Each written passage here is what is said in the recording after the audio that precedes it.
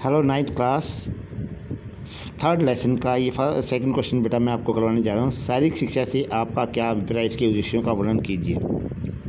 शारीरिक शिक्षा का वह अभिन्न अंग है जो खेलकूद अन्य शारीरिक क्रियाओं के माध्यम से व्यक्ति में चुनी हुई दिशा में परिवर्तन लाने का प्रयास करता है। केवल बुद्धि तथा शरीर का विकास नहीं होता बल्कि व्यक्ति के स्वभाव, चरित्र एवं आदतों का निर्माण में सहायक होते हैं। जो बेटा आपने लक्ष्य ले रखा है अपने एम में, अपने हर एक आदमी का एक इस जीवन में आने के बाद एक लक्ष्य होता है, मुझे ये करना है, मुझे करना है। शारीरिक शिक्षा उस लक्ष्य को पाने में आपकी पूरी मदद करता है। शारीरिक शिक्षा के उद्देश्य लक्ष्य की तरह आदर्श पूर्ण नहीं है बल्कि साधारण भाषा में लिखे जाते हैं, किसी भी मापक द्वारा तोले जा सकते हैं। ये वे गिनती में बहुत अधिक होते हैं तथा किसी भी मुख्य स्थान पर जाने के लिए निर्धारक का काम करते हैं। क्या उद्देश्य? निस्संदेह इसकी प्राप्ति व्यक्तियों के सिद्धांतों के द्वारा ही होती है, परंतु प्रत्येक हालत में सभी उद्देश्यों को प्राप्त नहीं किया जाता। इसका भाव यह नहीं कि उद्देश्यों का कोई महत्व ही नहीं है। इनके द्वारा बच्चों के विद्यार्थियों के आचरण में कोई तरह के परिवर्तन से सुधार किए जा सकते हैं। विभिन्न विद्वान शारीरिक शिक्षा के भिन्न उद्देश्य बताएं जो कि निम्नलिखित। देखिए बेटा, जब भी होता है उद्देश्य, एक आदमी का उद्देश्य बहुत ज़रूरी होता है। और दूसरी बात यह है कि यदि उद्देश्य, मान लीजिए आप कहीं भी अपने लक्ष्य से या किसी से भटक जाते हैं तो उद्देश्य आपको याद दिलाते हैं कि मेरा वो लक्ष्य है, मुझे उसके ऊपर चलना है। ठीक है बेटा, इसमें हम दो डेफिनेशन करेंगे। नंबर एक है जेबी नैश ने क्या कहा बेटा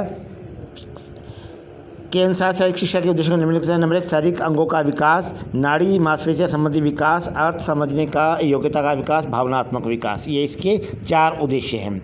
और एक है बेटा लास्की के अनुसार शारीरिक शिक्षा के 5 उद्देश्य है। शारीरिक विकास, नाड़ी मांसपेशियां समन्वय में विकास, भावनात्मक विकास, सामाजिक विकास और बौद्धिक विकास, बुद्धि का विकास। एक है बेटा इसमें चार्ल्स ए बूचर में अपनी शारीरिक शिक्षा की बुनियाद के शारीरिक शिक्षा के निम्नलिखित होते। नंबर एक, शारीरिक विकास, गतिज विकास, मानसिक विकास, मानवीय संबंधों का विकास। ठीक है बेटा, ये इसके हम 3 उद्देश्य 3 वैज्ञानिकों के याद करेंगे। ठीक है बेटा, आगे है नंबर 1 है शारीरिक विकास। शारीरिक शिक्षा संबंधी क्रियाएं विकास का माध्यम है क्योंकि क्रियाएं मांसपेशियों को मजबूत करने के, रक्त के बहाव को ठीक रखने, पाचन शक्ति में बढ़ोतरी करने और श्वसन क्रिया को ठीक रखने में सहायक होती है। कौन सी? शारीरिक विकास। शारीरिक क्रियाएं न केवल विभिन्न प्रणालियों के स्वास्थ्य और ठीक समझते हैं बल्कि उनके आकार, शक्ल और कुशलताओं में बढ़ोतरी करती हैं। शारीरिक शिक्षा का मुख्य उद्देश्य व्यक्ति को शारीरिक तौर पर स्वस्थ बनाना है और उसके व्यक्तित्व के प्रत्येक पहलू को निखारना है। ठीक है बेटा, सबसे पहले बेटा हमें अपना शारीरिक विकास करना है। ठीक है, शारीरिक विकास के बाद ही सब काम शुरू होते हैं। नंबर 2 है बेटा आपका मानसिक विकास। शारीरिक विकास के साथ साथ मानसिक विकास भी होना चाहिए। शारीरिक विकास ऐसी क्रियाएं प्रदान करता है जो व्यक्ति को, दिमाग को उत्तेजित करती है, मतलब दिमाग को बढ़ावा करती है किसी चीज़ के लिए। और उदाहरण स्वरूप बास्केटबॉल को खेल के मैदान में एक टीम के खिलाड़ियों ने विरोधी टीम के खिलाड़ियों की बॉल बचा कर रखनी होती है। इसके साथ अपने निशाने भी दिखाना होता है और अपनी शक्ति का अंदाज़ा लगाकर बॉल को ऊपर बास्केट में डालना होता है। जो खिलाड़ी केवल शारीरिक तौर पर शक्तिशाली और मानसिक तौर पर प्रफुल्लता पूरी न हो वह कभी भी अच्छे खिलाड़ी नहीं बन सकता।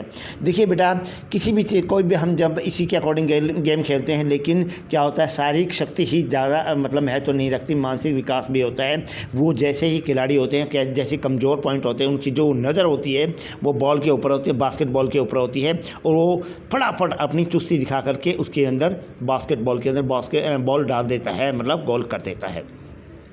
इसलिए खेल खेलने वाले व्यक्ति को शारीरिक विकास के साथ साथ मानसिक विकास भी होता है। शारीरिक विकास तथा मानसिक विकास के उचित वातावरण का प्रदान करते हैं। और भी बहुत से खेल होते हैं, कबड्डी होते हैं, कुश्ती होती है बेटा, उसमें फटाफट वो अपनी मतलब एक चित्त होता है बेटा, उसमें फटाफट अपना वो देख करके जहाँ भी उसको लगता है फटाफट अपना दिमाग से इस्तेमाल किया और हाथ लगाया और फटाफट अपना गोल हासिल करने की कोशिश करता है। किसमें? कबड्डी कुश्ती में, मतलब लेने की कोशिश करता है।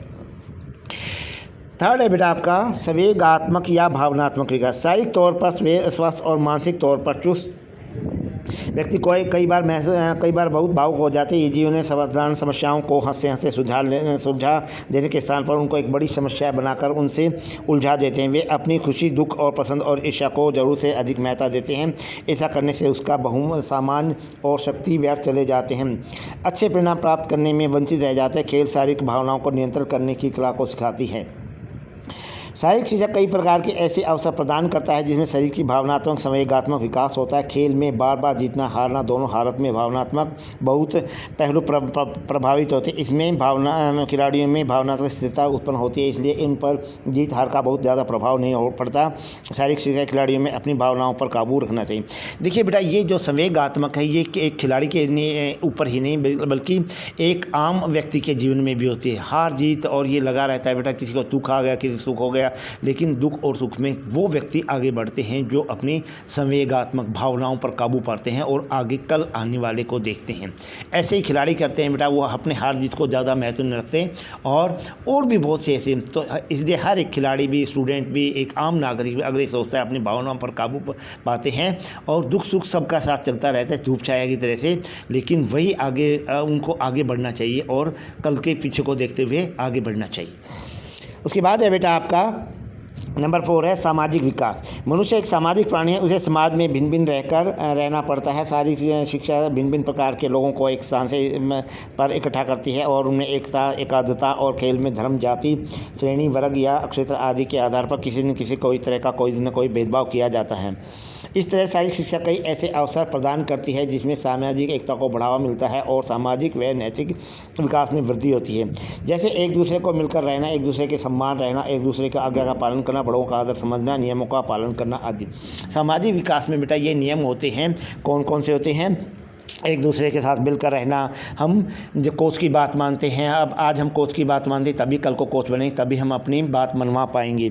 और क्या होता है बेटा? दूसरों की आज्ञा का पालन करना, नैतिक विकास में वृद्धि होना और मतलब ये चीज़ें, बड़ों का सम्मान करना, ये चीज़ें हम सामाजिक विकास में सीखते हैं। 5वां है बेटा आपका सांस्कृतिक विकास। शारीरिक शिक्षा संबंधी अक्षेत्र क्रियाकलापों के दौरान विभिन्न प्रकार के संस्कृतियों के व्यक्ति व खिलाड़ी आपस में मिलते हैं। एक दूसरे के बारे में जानते हुए वे उनके रीति रिवाजों, परंपराओं और जीवन शैली के बारे में परिचित करते हैं, जिसमें सांस्कृतिक विकास को बढ़ावा मिलता है। ठीक है बेटा। नंबर 6 है बेटा चरित्र या नैतिक विकास। यदि सभी व्यक्तियों को अपने आसपास के सभी नियम को निभाते हुए सरलता से जीवन जीने आ जाता है तो वे सुलझे हुए इंसान बन जाते हैं। खेल खेलते हुए खिलाड़ियों को रेफरी का निर्णय पसंद न आए तो भी वे उसकी आज्ञा का पालन और कई प्रकार का दुर्व्यवहार करते। इस प्रकार खेल के मैदान में ही आज्ञा का पालन, सत्य बोलना, समय का पाबंद, अनुशासन में रहना, बड़ों का आदर मानना, छोटों से प्यार करना, पड़ोसियों के साथ मेल जोल से रहना और आदि गुण सीखे जाते। कब? चरित्र और नैतिक विकास में। वैसे भी चरित्र ही सबसे बड़ी चीज़ माना जाता है। यदि आप खेल के उसमें कहीं भी अपना अच्छा चरित्र बना लेते हैं तो आप आगे बढ़ जाते हैं। लास्ट है बेटा आपका 7 है गतिज विकास। गतिज विकास क्या होता है बेटा? शारीरिक शिक्षा संबंधी क्रियाएं शरीर में ज़्यादा से ज़्यादा तालमेल बनाती हैं। अगर शारीरिक शिक्षा में उछालना, दौड़ना, फेंकना आदि क्रियाएं न हो तो कोई भी उद्देश्य पूरा नहीं किया जा सकता। मानवीय शरीर में सही गतिज विकास भी तभी हो सकता है जब नाड़ी प्रणाली, मांसपेशियां प्रणाली संबंध ठीक रहते हैं। इससे कम थकावट और अधिक से अधिक कुशलता प्राप्त करने में सहायता मिलती है। निष्कर्ष क्या है बेटा इसका?